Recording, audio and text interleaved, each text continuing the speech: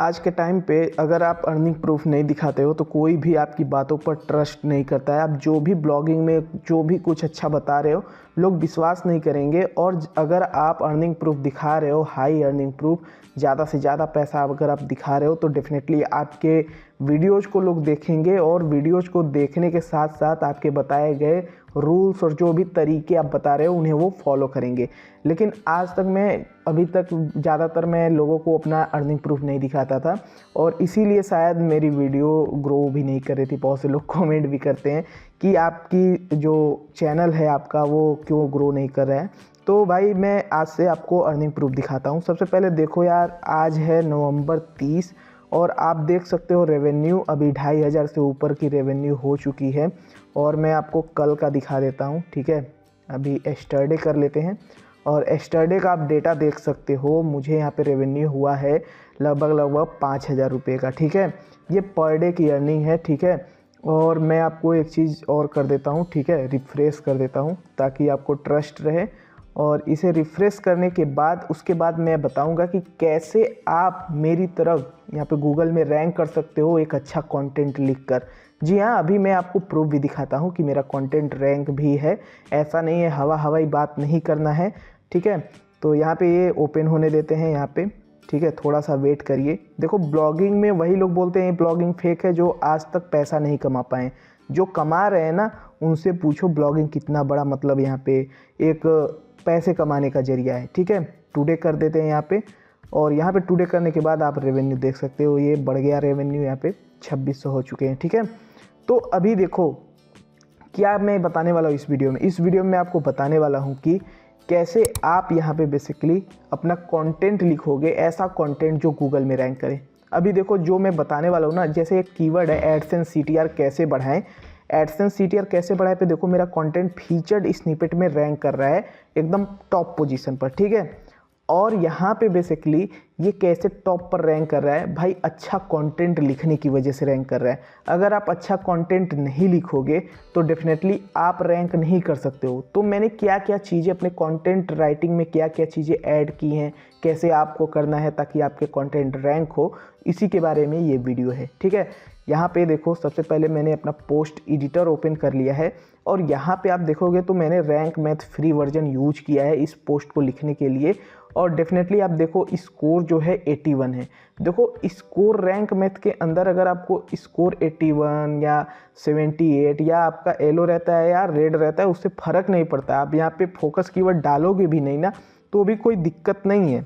लेकिन अगर आप फोकस कीवर्ड डाल के काम करते हो तो आपको आइडिया लग जाता है कि हमें क्या क्या चीज़ें ऑप्टिमाइज करनी है। ये रैंक मैथ आपको यहाँ पे बता देता है, ठीक है। तो अब आप कंटेंट लिखोगे कैसे, ठीक है, उसके ऊपर हम बात करते हैं। तो सबसे पहले यहाँ पे मैं दिखाना चाहूँगा जो मेरा कंटेंट है ये एडसेंस CTR कैसे बढ़ाएं। आप खुद यहाँ पे जब आप सर्च करके जाओगे ना इसके अंदर तो आप खुद एनालाइज करोगे।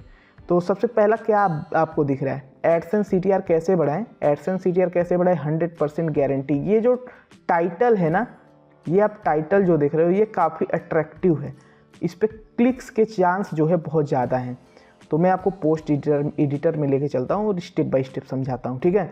तो यहाँ पे मेरा फोकस कीवर्ड जो था एडसेंस CTR कैसे बढ़ाएं, इसके अंदर मैंने जो टाइटल रखा है एक अट्रैक्टिव टाइटल रखा है ताकि यहाँ पे क्लिक आए और जब क्लिक्स आएंगे ना तभी आपको यहाँ पे रैंकिंग में हेल्प मिलती है। अब देखो बहुत से लोग अपने फोकस कीवर्ड को ही टारगेट करके अपना कंटेंट लिख देते हैं, लेकिन मैं आपको कुछ चीज़ें दिखाता हूँ। जैसे कि यहाँ पे देखो ये मेरा फोकस कीवर्ड है, ठीक है, फोकस कीवर्ड है। और यहाँ पे आप देखो मैंने लिखा है एडसेंस CTR कैसे बढ़ाएं। तो ये तो मेरा मेन कीवर्ड हो गया, लेकिन उससे रिलेटेड बहुत सारे कीवर्ड्स होते हैं। जैसे कि आप देखो AdSense CTR click through rate, हम इसी को बढ़ाने के बारे में बात कर रहे हैं। तो मैंने यहाँ पे देखो कुछ उससे रिलेटेड कीवर्ड्स को यूज किया है अपने इस पोस्ट के अंदर, ठीक है। गूगल एडसेंस CTR क्या है, ये है ना, ये लोग सर्च करते हैं तो ये रिलेटेड कीवर्ड है। गूगल को लगेगा कि हाँ ये जो वेबसाइट है बहुत ही ज़्यादा टॉपिक्स को कवर किया है, यानी कि यूजर अलग अलग कीवर्ड को सर्च करता है ना तब भी आपका ये पोस्ट जो है दिखेगा। अभी देखो आपको मैं CTR जैसे एडसेंस CTR मेंटेन, ये भी सब रिलेटेड कीवर्ड में आ जाते हैं, ठीक है। एडसेंस CPC के बाद एडसेंस CTR, एडसेंस CTR में देखो ये how to increase AdSense CTR in Hindi, ये कीवर्ड भी लोग सर्च करते, तो इस कीवर्ड को भी मैंने यहाँ पे ऐड किया है। तो बेसिकली फ़ायदा ये होता है रैंकिंग में, जब आप रिलेटेड कीवर्ड को यूज करते हो अपने पोस्ट के अंदर तो आपको रैंकिंग में हेल्प मिलती है, ठीक है। और वही कंटेंट आपका क्वालिटी कंटेंट गूगल समझता है। अब देखो उसके बाद क्या है कि जब भी कोई आर्टिकल आप लिखने जा रहे हो ना, तो पहले ऐसे 2 पैराग्राफ या 2 से 2.5 पैराग्राफ 3 पैराग्राफ आप लिखो। एटलीस्ट आप क्या बताने जा रहे हो उसके बारे में थोड़ा डिटेल में बताओ ऑडियंस को, ठीक है। और उसके बाद क्या है ना, एडसेंस के CTR आप बढ़ाने के बारे में डायरेक्ट मत आ जाओ कि हम एडसेंस CTR बढ़ा देते हैं, कैसे बढ़ेगा, और लिख के कंटेंट अपना ख़त्म कर देते हैं। नहीं, आपको फुल कंटेंट लिखना है। जैसे एडसेंस CTR क्या है मैंने लिखा, उसके बाद यहाँ पे देखो मैंने इमेजेस भी यूज किया है। अगर ये अट्रैक्टिव इमेजेस अगर आप नहीं यूज करोगे तो कैसे यहाँ पे गूगल को पता चलेगा कि यहाँ पे ये कंटेंट किसके बारे में लिख रहे हैं। पता तो चलेगा, बेसिकली पता तो चल ही जाएगा, लेकिन इमेज जो होता है ना, जैसे देखो एक इमेज आपको बहुत सारी चीज़ें दर्शाती हैं। जैसे यूट्यूब पे हमें हमारा थंबनेल होता है ना, लोग देखते हैं हाँ यार इसका CTR देखो, यहाँ पे पेज CTR दिखेगा थंबनेल में, तो ये बढ़ा हुआ है 5% से ज़्यादा है, तो लोग क्लिक करेंगे ना वीडियोस देखने के लिए। उसी तरह यहाँ पे है, जब आपका कंटेंट रैंक करेगा और आपका फीचर्ड इमेज में यहाँ पे CTR दिखेगा ना, तो गूगल देखो इसने इमेज को क्यों दिखाया है, इसलिए दिखाया है कि ये एकदम एग्जैक्ट रिलेटेड चीज़ें मैंने इमेज के तौर पे यूज करी हैं और गूगल को ये पसंद आया और ये फीचर्ड इमेज में दिखा दिया। तो इससे क्या होगा, क्लिक थ्रू रेट आपका बढ़ेगा। और यहाँ पे और भी नीचे की तरफ आते, तो इमेज तो यूज करना ही करना है। उसके बाद यहाँ पे देखो एडसेंस CTR कैसे बढ़ाएं, तो उसके रिलेटेड यहाँ पे देखो मैंने H2 हेडिंग लिया है। अब H2 के अंदर ये देखो, इसके अंदर जितनी भी चीज़ें बताऊंगा वो H3 के अंदर आएंगी, ठीक है। तो कंटेंट लिखने के लिए एक स्ट्रक्चर आपको अच्छा रखना है।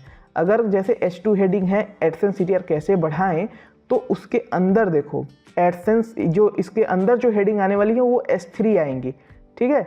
और मैंने इसके अंदर बहुत सारी चीज़ें बताई हैं, ठीक है, आप देख सकते हो। इसमें मैंने टेबल भी बना रखा है कि आपको एड्स कहाँ कहाँ पे रखने हैं ताकि आपको अच्छा CTR मिले, अच्छा क्लिक्स मिले। तो इसके अंदर टेबल भी अपने कंटेंट के अंदर आपको बनाना है। कंटेंट के अंदर जब आप टेबल बनाते हो तो बहुत ही ज़्यादा हेल्प मिलती है, ठीक है। एक तो यूज़र आसानी से उसे पढ़ सकता है। दूसरी बात है यहाँ पे देखो मैंने इंटरनल लिंक बहुत अच्छे से किया है। देखो यहाँ पे AdSense low value content error, और उसके बाद यहाँ पे देखो important WordPress plugin, keyword research इन हिंदी। तो भाई कंटेंट लिख रहे हो ठीक है, लेकिन साथ ही साथ आप अपने पुराने पोस्ट को यहाँ पे बेसिकली क्या करो, इंटरनल लिंक करते जाओ, ताकि इस पोस्ट, अगर ये पोस्ट रैंक है तो इस पोस्ट से आपके और भी सारे पोस्ट पर यहाँ पे यूजर जाए, ट्रैफिक बढ़े आपकी वेबसाइट की, ठीक है। और उसके बाद यहाँ पे देखो मैंने निष्कर्ष लिखा। निष्कर्ष लिखना बहुत ज़रूरी होता है। अगर आप निष्कर्ष लिख रहे हो ना तो बहुत ही बढ़िया काम कर रहे हो, निष्कर्ष लिखना चाहिए। और उसके बाद देखो मैंने इमेज भी यूज किया, उसके बाद मैंने वीडियो भी यहाँ पे यूज किया है। मैंने इस पर वीडियो भी बनाया था, तो मैंने यहाँ पे वीडियो भी देखो यहाँ पे ऐड कर दिया। तो इससे क्या होगा, हमारा कंटेंट अच्छा हो जाता है और भी, ठीक है। और ये FAQ जरूर ऐड किया करो, FAQ बहुत ही बढ़िया चीज़ है, इससे भी बहुत हेल्प मिलती है। और यहाँ पे मैंने कुछ अपने पोस्ट और भी डाल दिए।